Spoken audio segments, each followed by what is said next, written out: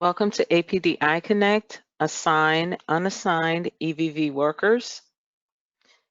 Assigning a worker must be done so that the worker will be able to see the consumer in APD iConnect, the EVV mobile site.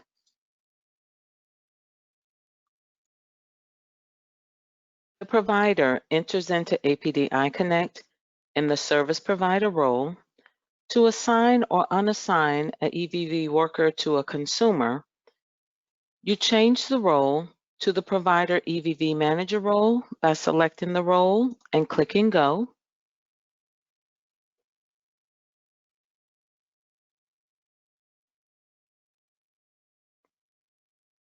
Once in the Provider EVV Manager role, access the Provider Chapter, and in the Provider Record, click on the EVV Scheduling tab. All of the consumers with active authorizations are listed. To assign a worker to a consumer, you must first indicate which consumers you are assigning a worker to.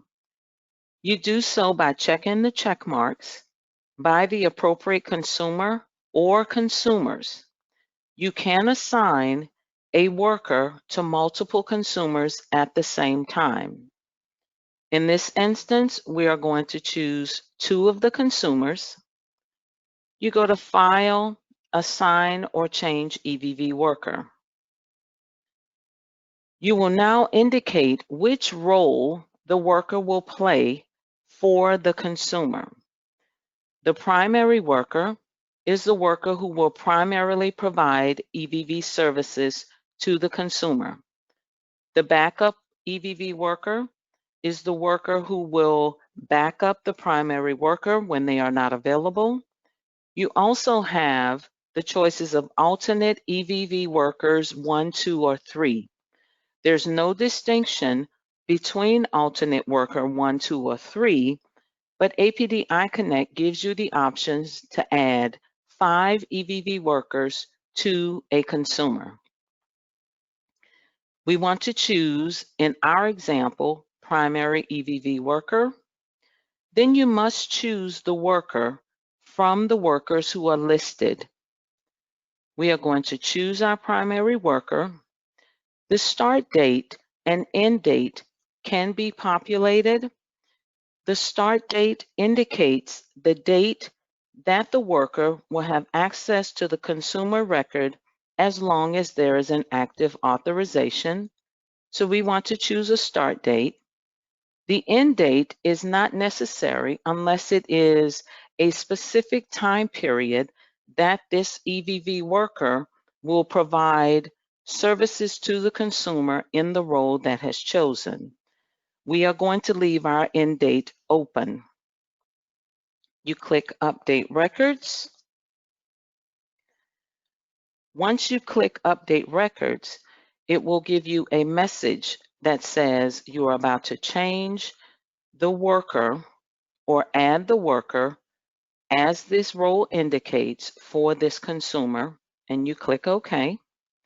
It's going to then say that the records are successfully updated, and you click OK. Now you'll notice for the consumers that we chose, we now have a primary worker indicated with the start date that we chose. Because we did not choose an end date, there is no end date indicated. And that is how you assign an EVV worker to a consumer. Let's say you also want to assign the additional EVV worker roles to a consumer. The process is the same. You indicate the consumer by placing a check in the box, File, Assign or Change EVV Worker. I am now going to choose a backup EVV worker for the consumer that I indicated. I place a mark in the backup EVV worker and choose the worker who is going to be the backup EVV worker. I'm also going to indicate the start date, but because it is an ongoing access to the consumer, I'm not going to choose an end date. Click Update Records. The same messages will appear. You click OK. And now you notice that the consumer that I assigned an additional worker to now has a plus sign by the name. The primary worker is indicated, and under the plus sign is the additional backup worker that I assigned, plus any other workers that you would assign to this consumer. Now, I would like to change the EVV worker for the consumer. I indicate so by placing a check mark by the consumer, File, Assign or Change EVV Worker, and I'm going to change the primary worker for this consumer by checking Primary EVV Worker and choosing the new primary worker from the list with the start date of today. Click Update Records. The messages that I am making a change appears. You click OK. It tells you that your record has successfully updated. You click OK. And now you'll notice my primary EVV worker has changed to the new worker that are assigned. My backup worker remains the same.